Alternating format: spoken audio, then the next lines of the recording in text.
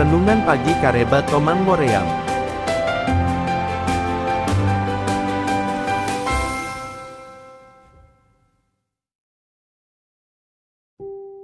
Bacaan Alkitab pagi ini untuk kita baca dan renungkan terdapat dalam kitab Yudas pasal 1 ayat 1 sampai ayat 25.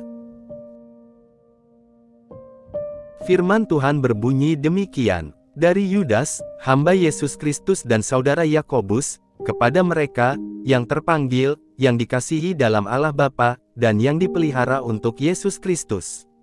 Rahmat, damai sejahtera dan kasih kiranya melimpahi kamu. Saudara-saudaraku yang kekasih, sementara aku bersungguh-sungguh berusaha menulis kepada kamu tentang keselamatan kita bersama, aku merasa terdorong untuk menulis ini kepada kamu dan menasihati kamu, supaya kamu tetap berjuang untuk mempertahankan iman yang telah disampaikan kepada orang-orang kudus. Sebab ternyata ada orang tertentu yang telah masuk menyelusup di tengah-tengah kamu, yaitu orang-orang yang telah lama ditentukan untuk dihukum. Mereka adalah orang-orang yang fasik, yang menyalahgunakan kasih karunia Allah kita untuk melampiaskan hawa nafsu mereka, dan yang menyangkal satu-satunya penguasa dan Tuhan kita, Yesus Kristus. Tetapi, sekalipun kamu telah mengetahui semuanya itu dan tidak meragukannya lagi, aku ingin mengingatkan kamu bahwa memang Tuhan menyelamatkan umat-Nya dari tanah Mesir, namun sekali lagi membinasakan mereka yang tidak percaya. Dan bahwa Ia menahan malaikat-malaikat yang tidak taat pada batas-batas kekuasaan mereka, tetapi yang meninggalkan tempat kediaman mereka, dengan belenggu abadi di dalam dunia kekelaman sampai penghakiman pada hari besar. Sama seperti Sodom dan Gomora dan kota-kota sekitarnya, yang dengan cara yang sama melakukan percabulan dan mengejar kepuasan-kepuasan yang tak wajar, telah menanggung siksaan api kekal sebagai peringatan kepada semua orang. Namun demikian orang-orang yang bermimpi-mimpian ini juga mencemarkan tubuh mereka dan menghina kekuasaan Allah serta menghujat semua yang mulia di sorga. Tetapi penghulu malaikat, Mikhael, ketika dalam suatu perselisihan bertengkar dengan iblis mengenai mayat Musa, tidak berani menghakimi iblis itu dengan kata-kata hujatan, tetapi berkata, kiranya Tuhan menghardik engkau. Akan tetapi mereka menghujat segala sesuatu yang tidak mereka ketahui dan justru apa yang mereka ketahui dengan nalurinya seperti binatang yang tidak berakal, itulah yang mengakibatkan kebinasaan mereka. Celakalah mereka, karena mereka mengikuti jalan yang ditempuh Kain dan karena mereka, oleh sebab upah, menceburkan diri ke dalam kesesatan Bileam, dan mereka binasa karena kedurhakaan seperti Korah.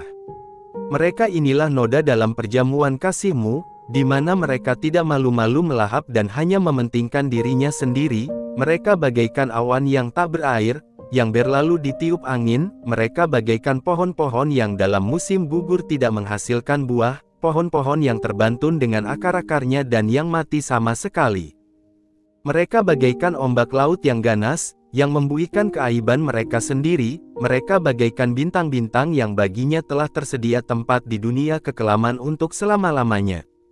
Juga tentang mereka Henoh, keturunan ketujuh dari Adam, telah bernubuat, katanya, sesungguhnya Tuhan datang dengan beribu-ribu orang kudus-Nya, hendak menghakimi semua orang dan menjatuhkan hukuman atas orang-orang fasik karena semua perbuatan fasik yang mereka lakukan dan karena semua kata-kata nista yang diucapkan orang-orang berdosa yang fasik itu terhadap Tuhan. Mereka itu orang-orang yang menggerutu dan mengeluh tentang nasibnya, hidup menuruti hawa nafsunya, tetapi mulut mereka mengeluarkan perkataan-perkataan yang bukan-bukan dan mereka menjilat orang untuk mendapat keuntungan.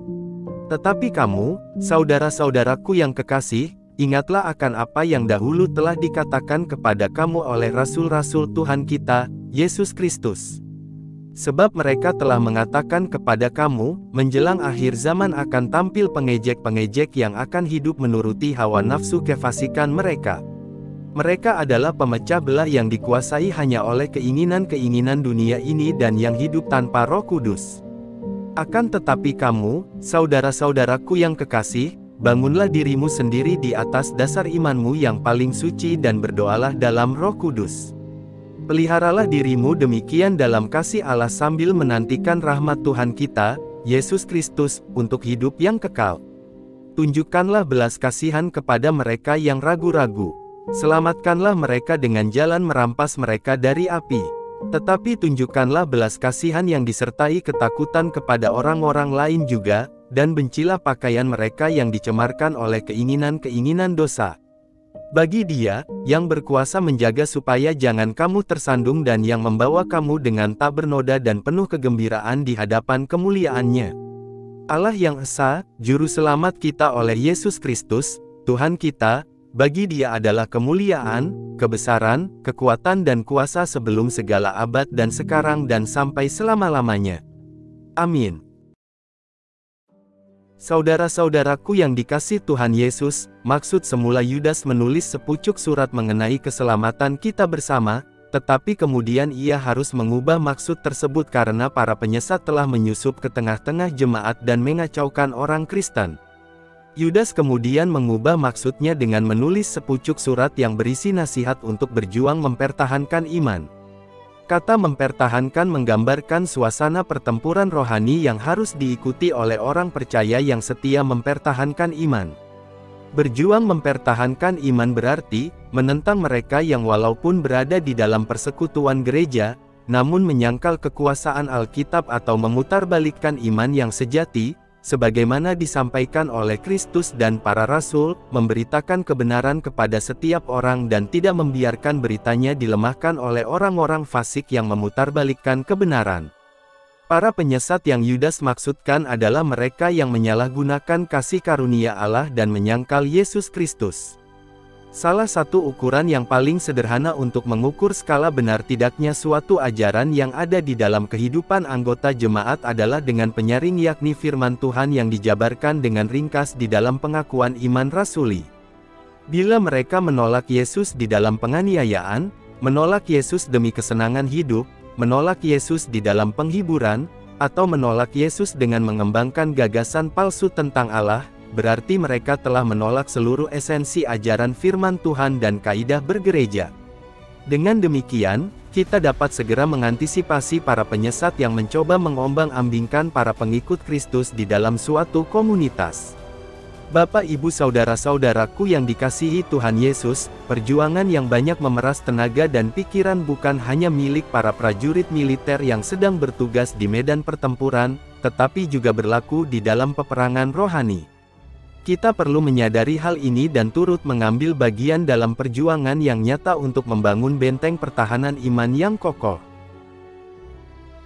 Amin. Selamat menyambut hari ini. Tuhan memberkati saudara. Dapatkan informasi seputar pelayanan gereja hanya di portal Kareba Tomang Moream. Warta Sukacita dari Timur. Jangan lupa tekan tombol subscribe untuk mendapatkan notifikasinya.